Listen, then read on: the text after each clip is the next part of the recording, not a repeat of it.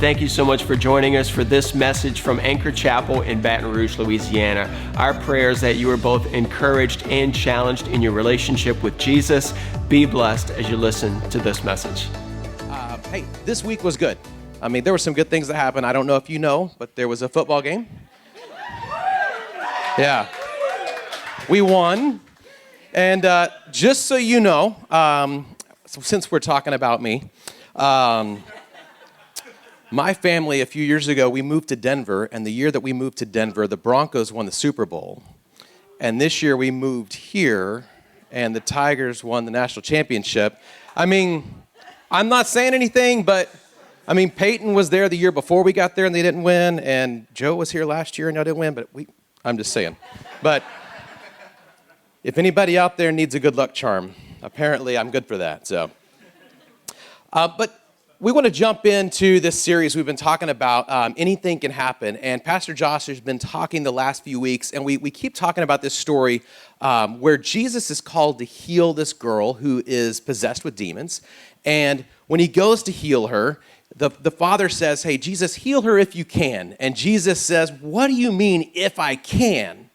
Anything is possible if a person believes. And so that's where we get this thought of anything is possible. And we talked about how your belief, what you believe in, changes what can happen. It changes what is possible. But the question that I want to talk about today is believing enough? I mean, we talked about anything can happen when you're available to be used. Anything can happen when you pray. And those are definitely steps we need to take, but is it enough to simply believe? I think if you asked Joe Burrow back in August, do you think that you can win the national championship? He would say, I believe we can. I believe we can do it. But if he'd have left it right there and walked away and done nothing with it, they wouldn't have made it. They wouldn't have done it, right? They had to actually go out and prove it. They had to do something. And so today we want to talk about taking those steps that changes our belief. In James chapter 2, it says, what good is it, dear brothers and sisters, if you say you have faith but you don't show it by your actions? Can that kind of faith save anyone? Does a faith that doesn't have action, does it do anything? It goes on in verse 17, it says, so you see, faith by itself, it isn't enough. Unless it produces good deeds, it's dead and useless. A faith that is dead and useless without action, without taking steps, faith dies. And when faith dies, it's really not faith anymore. It kind of goes back into this realm of belief. I believe this, but not enough to do anything on it. So your faith dies if you don't take actions. So here's the main idea, the main point that we want to remember today. Action changes belief into faith.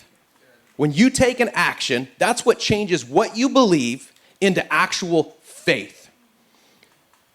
The father in this story, it says the father came up, and Jesus says anything is possible if you believe. But the father in the story, back in Mark, the father had to ask Jesus, right? He had to go to Jesus and ask for him to heal the daughter. That's a step of faith. It wasn't just believing it. He actually had, like if he just saw Jesus walking by, he was like, I believe he can do it.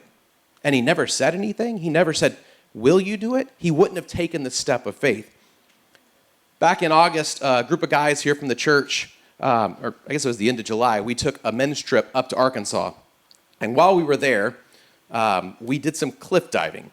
And whenever we were going, they had been talking about this, and I'm seeing it in my mind going, okay, no big deal. And we park, and we get out, and we run out there, and some of these guys just like run, and they're like, woo, and they're off the cliff. I swear they don't even look to see what's below, and they're gone. And I'm like, okay, this must be no big deal. So I walk up to the edge, and I look, and I'm like, I believe I can do this. So I step back, and as I start to run forward, every step, my feet get a little bit heavier, and I can just feel them like glued to the ground. And my family knows, like, I have issues with heights at times. And jumping off a cliff is one of those times. I believe this is going to be fine. I'm going to be safe. But in the end, I have to put my faith and actually take the step off. And I did. I did take a step off. I will say I did not jump off the biggest cliff while we were there. There was only one person that jumped off the biggest cliff. And there's a video of him jumping off the cliff here. Yeah, so that is your very own Pastor Josh right here, jumping off this cliff, which is about 30-something feet high. I will say he's the only one that was crazy and, had enough faith to jump off that cliff. I don't think anybody else did it, and he survived. But he believed it, and he did it. We have to take steps in order to turn our belief into faith. And so sometimes I think we struggle with that. We struggle with taking the steps. And today I want to talk about a couple of things that I think might be standing in the way of you stepping out in faith this year. You taking the steps of doing what God is calling you to do. For some of you, I think you struggle because you don't understand how it's going to work out. You look at what God's calling you to do and you say, this isn't going to work. I can't figure this out. There's no way. Like, God, I don't have the money for that.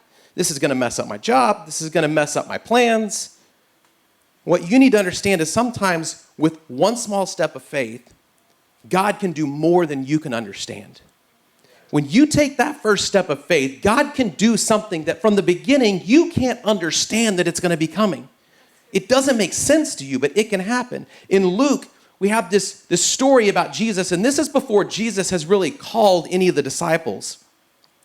And Jesus, he's out and he's preaching, and it says one day, as Jesus was preaching on the shore of the Sea of Galilee, great crowds pressed in on him to listen to the word of God. He noticed 2 empty boats at the water's edge, for the fishermen had left them and were washing their nets. Stepping into one of the boats, Jesus asked Simon, its owner, to push it out into the water. So he sat in the boat and taught the crowds from there. When he had finished speaking, he said to Simon, now go out where it is deeper. Let down your nets to catch some fish. Master, Simon replied, we worked hard all night. We didn't catch a thing, but if you say so, I'll let the nets down again. And this time, their nets were so full that they began to tear.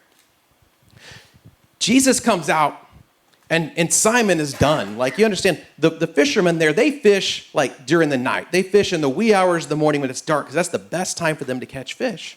And they come out, and they're cleaning up. Like, they're getting all cleaned up, and Jesus says to Simon, hey, can I use your boat? Can I go out in the boat to preach from? And Simon takes him out.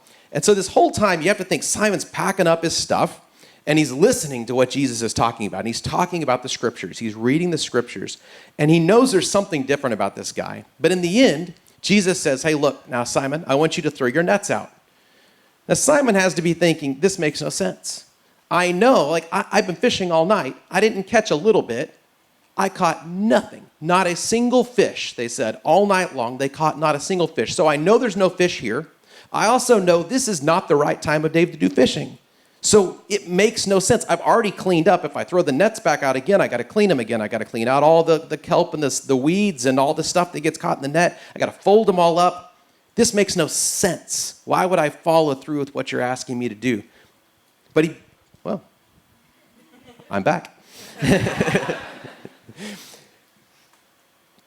But here's the thing. He had heard something when Jesus was talking. So he believed there was something to do here. He said, why not? Why not give it a shot? So he throws the nets out, and what happens?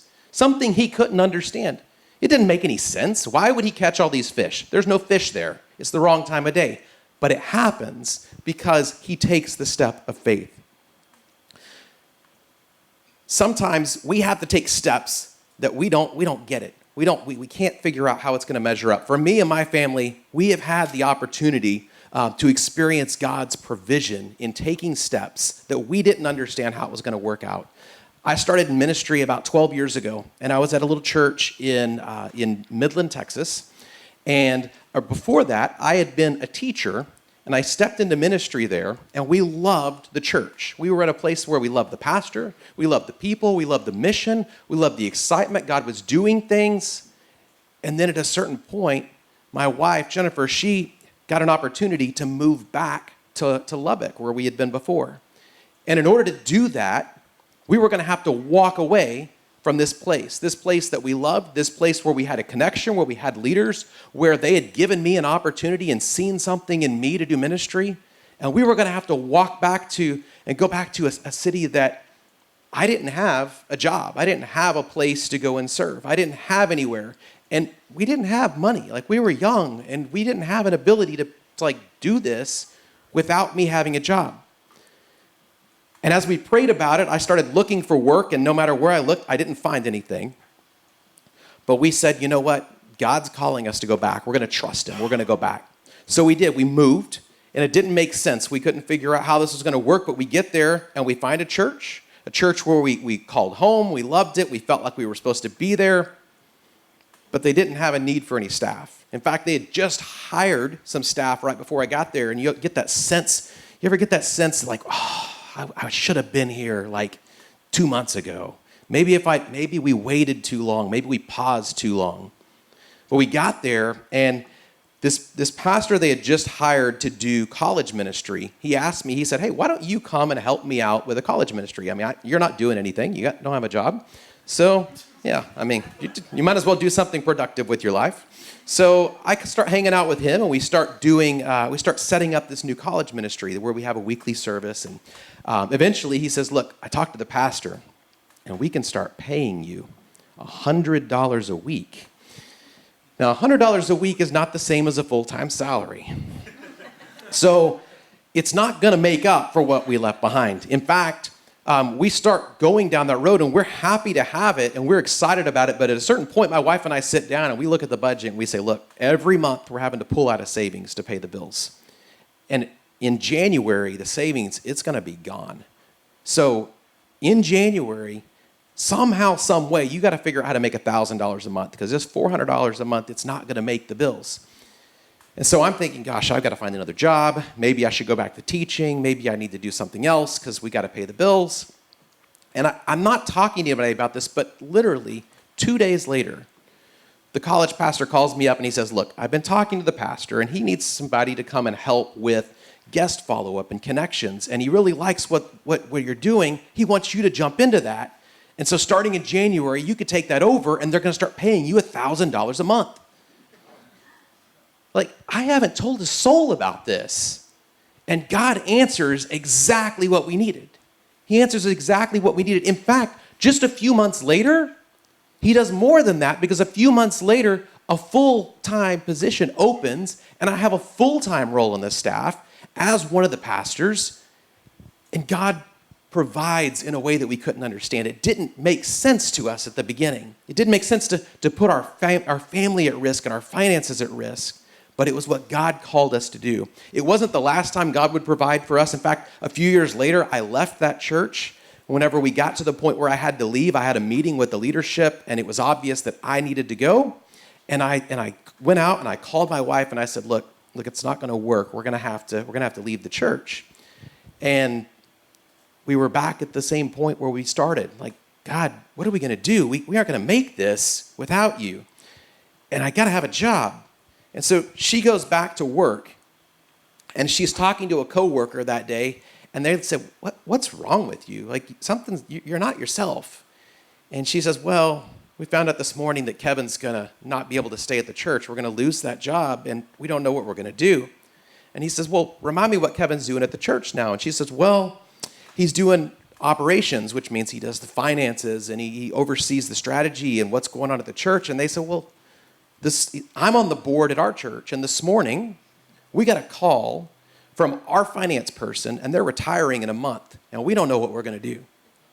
See, God has provided every step of the way because we continue to take steps, and sometimes it doesn't make sense to us, but when we're obedient to what God's called us to, we give him the opportunity to provide. We give him the opportunity to do something that we wouldn't see if we just did what we could understand.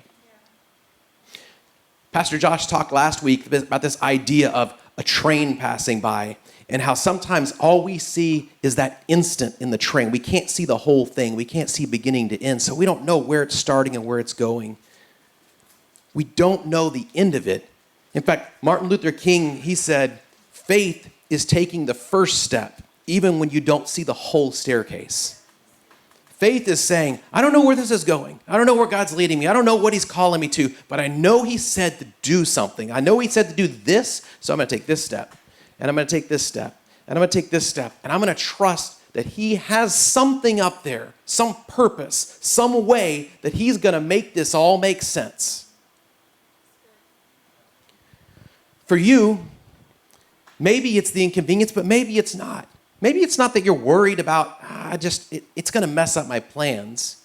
Maybe for you, you're more worried about what other people around you are saying, or what other people are thinking, what other people are going to say about your decisions.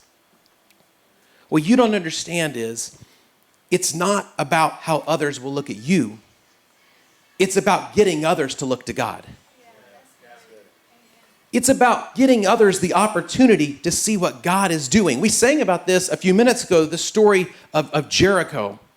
We sang about it, that when the wall's going to fall, and it references this story in Jericho where we have this city, this huge city that's locked up tight with these walls.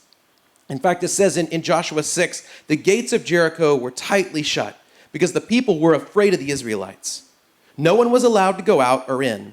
But the Lord said to Joshua, I have given you Jericho, its king, and all its strong warriors. You and your fighting men should march around the town once a day for 6 days. 7 priests will walk ahead of the ark, each carrying a ram's horn. And on the 7th day, you are to march around the town 7 times, with the priests blowing the horns. When you hear the priests give one long blast on the ram's horns, have all the people shout as loud as they can, and then the walls of the town will collapse, and the people will charge straight into town. Now, I have a question. When I read that, how many of you think about VeggieTales? You know what I'm talking about? Because if you don't, I'm going to help you out. Oh, we got to have the audio, though. Start it back. We're going to knock you. What are you doing?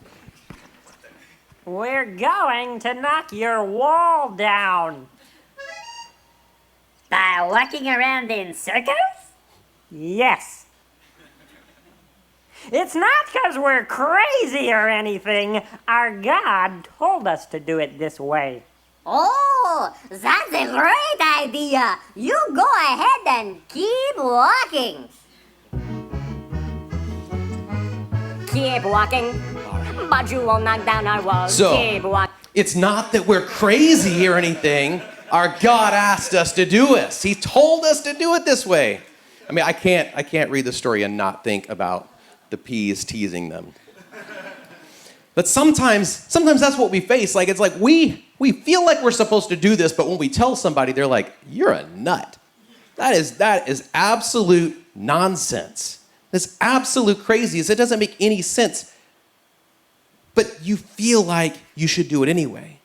You know, it says in that story that Joshua went and told the people this is what we're supposed to do, but the people had to actually do it. It wasn't enough to just hear it and believe it. They had to actually step out and do this crazy plan. And I don't know if there were peas on top singing songs to them, but I guarantee you the people at the top were like, what are you doing down there?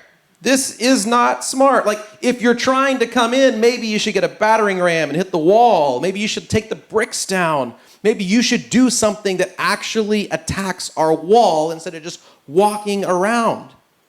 But if the outcome of what we're doing makes perfect sense, then who's going to get the credit for what we did? When it makes no sense, people go, well, I know it wasn't because of you, because that made no sense at all. The only way this makes sense is if God did something. Sometimes it's okay to look a little foolish, because in the end, it's not about what you look like. It's about getting people to look to God, and they're not going to look to God if everything you do is based on your logic and your understanding. We have to be willing to take these steps that don't make sense to us. Did you notice that the people inside Jericho, it says they were shut up tight because they were afraid of the Israelites. See, the people inside, they know there's something going on. They're afraid because they can sense it. They can feel it. And I think sometimes the people that are poking fun at your steps, they know there's something here, and they're scared of what it might be. They're scared that if this really works, then I'm going to have to listen to what they say about their God.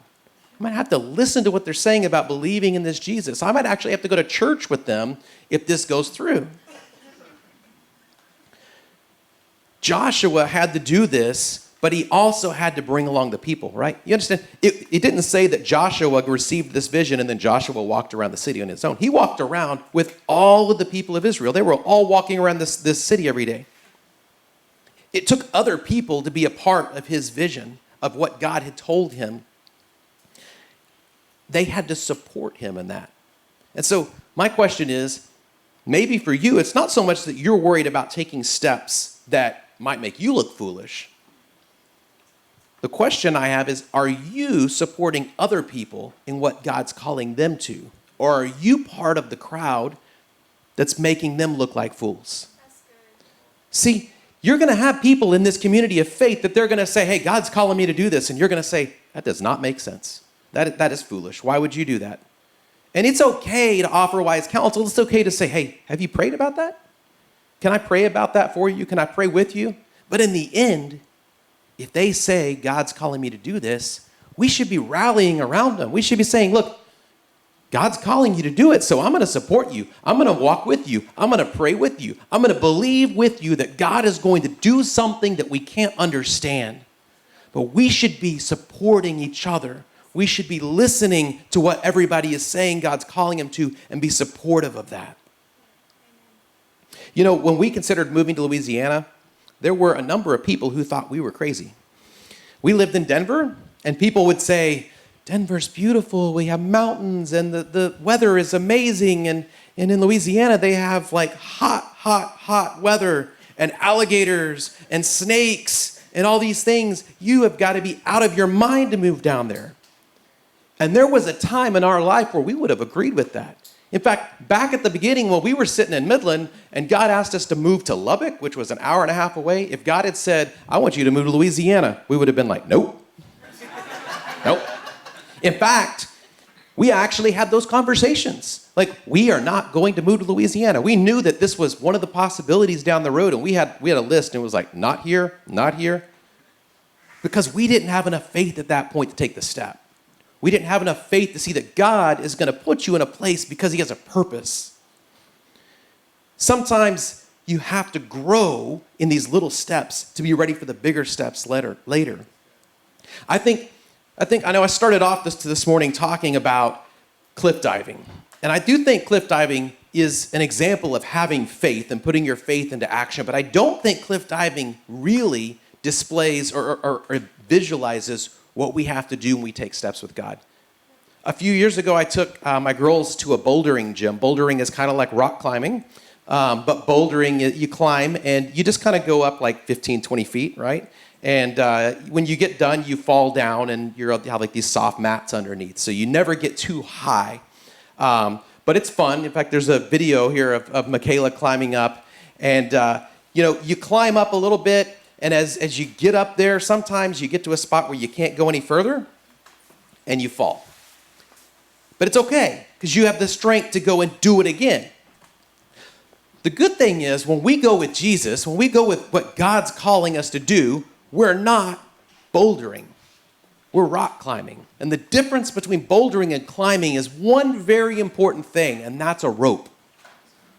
See, when you have a rope, you're not worried about the fall because you got something there to catch you. When you take a step of faith with God, God is going to be there to catch you if you fall. Now, you might fall down a little bit, but he's not going to let you fall to the bottom and destroy yourself. He's going to be there to keep you up. In fact, not only that, sometimes along the way, you might just need to lay back and rest because you're like, God, I am tired in life. I am tired and I can't take this next step yet. And God's like, that's okay. I got you. Just lay back. God is going to be there to be your support. Some of you have been climbing and doing everything you can on your own strength. You're using your own gifting, your own talent, everything that you know, but you are not trusting God. If you've ever seen somebody climb for the first time, they're scared of the rope. They're scared, will the rope actually catch me? And so they will climb and they'll get to a point where they're just like holding on and they're like, I can't take another step. I can't take another step. I can't do it.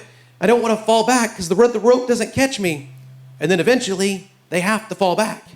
And then the rope catches them and they realize, hey, hey, this actually worked. I think I could go a little further. I think I could try this again. We have to be willing to trust that God's going to catch us. But in order to do that, we have to keep taking steps. Sometimes God's going to have us take a step and he's going to let us stumble a little bit just so we can remember that he's there to support us. Some of you, you might have actually gotten like the harness. You got all tied in with your rope. You believe in God. You got your relationship with Jesus. So you're like all secure. But you're like, I don't know that I'm ready to start like putting my faith in action. Like I'm a rock climber now. But you're standing on the ground. Yeah, and you're taking a step. Like start doing something. You're not living your faith until you start putting God's trust to the test, until you start showing that you really trust it. Anything is possible. Anything is possible if we believe and if we have the faith to take steps that allow God to work. I'm not saying that as you climb, everything's going to be easy. I'm not saying that as you climb that everything is going to go perfect, that you're going to get a lot of money, you're going to get better in your career, you're going to have everything perfect in your family. I'm saying that as you climb, you're going to get closer to the Father. It's not about getting the things that you want. It's about getting to know Jesus. That's what he's looking for. That's the reason he has us put our faith into action, so that we can have a relationship with him that's deep and meaningful. So here's the deal. It's the beginning of a new year, right? It's 2020. And how many times the beginning of a year do you sit and you go, I want this year to be different. I really want to get to the end of the year and I want to accomplish something. I want something to change. I feel like God's calling me to do this. I feel like God wants me to go here. In order for that to happen, you have to take the steps. You can't just say, I believe that God wants me to do it. What step of action do you need to take this year so that your faith is something that others will believe in? A faith that's growing. A faith that'll make a difference for God. Today, as we close, I want to give you the opportunity to commit to God and say, look, God, I know you're calling me to something this year. Many of you, you know what it is. Like you know God's been calling me to this, but you just have been scared to do it. Today, what I want you to do is have the opportunity to pray and say, God, I don't know how. I don't understand it. Other people might not understand it. I might get ridiculed. But I am just declaring today that I believe that this is what you've called me to this year. And I'm going to take one step. I'm going to take one step towards it, God. And I'm going to trust that you're going to be there with me. You're going to be there to encourage me on. So I'm going to ask you, if you'll stand with us. The band's going to play in a minute. We're going to go back into a time of worship. And as we sing, I want you to have the opportunity to just declare that to God. So if you'll bow your heads with me.